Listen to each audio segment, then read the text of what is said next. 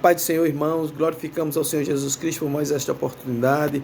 Estamos juntos no Devocional do Lar. Vamos ler segunda carta do apóstolo Paulo a Timóteo, capítulo 1, apenas o versículo 3, que diz assim: Dou graças a Deus, a quem desde os meus antepassados sirvo com uma consciência pura de que sem cessar faço memória de ti nas minhas orações, dia e noite. Glória ao Senhor Jesus Cristo. Desejando muito ver-te, lembrando-me das tuas lágrimas para me encher de gozo. Ainda o versículo 4 também. Então, Paulo estava comunicando aos jovens Timóteo que ele sempre estava orando por Timóteo. E aqui está um exemplo de oração intercessória. É o que nós devemos fazer sempre. Com relação a todos, devemos orar por todos. Glória ao Senhor Jesus Cristo. E o próprio Paulo, quando escreveu a Timóteo, a primeira carta de Paulo a Timóteo, no capítulo 2, 1 Timóteo, capítulo 2, ele diz assim: admoesta-te, pois, antes de tudo, que se façam deprecações, orações, intercessões e ações de graças por todos os homens. Então, Paulo estava incentivando a prática da oração intercessória. E esta prática nós aprendemos do Senhor Jesus Cristo, pois ele também é um intercessor. Glória a Deus. E Paulo estava dizendo que com alegria fazia isso. Ele apresentava o jovem Timóteo, apresentava a sua casa. E nós aprendemos com isso que devemos fazer isso. Lá no livro de 1 Samuel, no capítulo 7, nós vemos também uma passagem que fala sobre a intercessão do sacerdote em favor de todo o povo de Israel.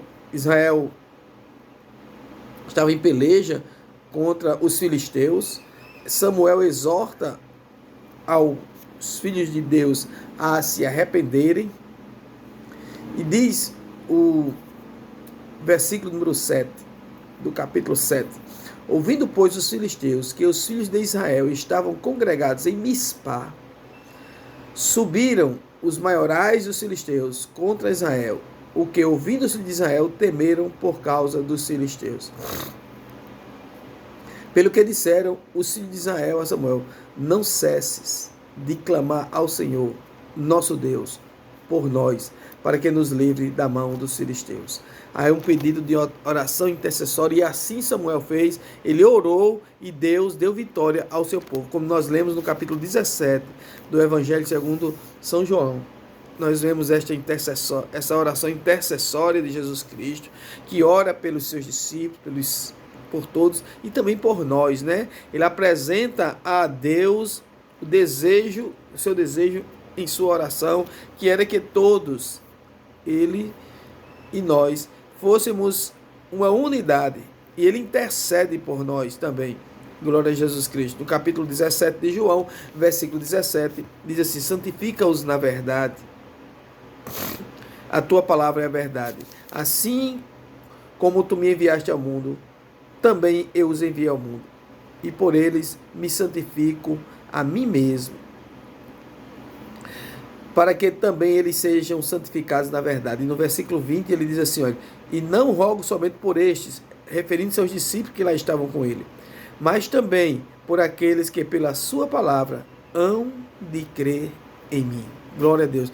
Nesta oração, Jesus intercedeu por nós. Aleluia. O Espírito Santo, queridos, capítulo 8 de Romanos, diz assim, no versículo 26, e da mesma maneira também o Espírito ajuda as nossas fraquezas, ou nos ajuda no momento de fraqueza, porque nós não sabemos o que havemos de pedir como convém. Ou seja, a gente vai se dirigir a Deus muitas vezes de coração magoado, com rancor, e Deus é santo e precisa de santidade, né? Mas mesmo assim ele nos aceita. Mas o mesmo Espírito intercede, ele é intercessor.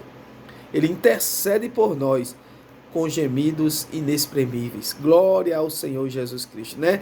E aquele que examina os corações sabe qual é a intenção do Espírito, e é ele que, segundo Deus, intercede pelos santos.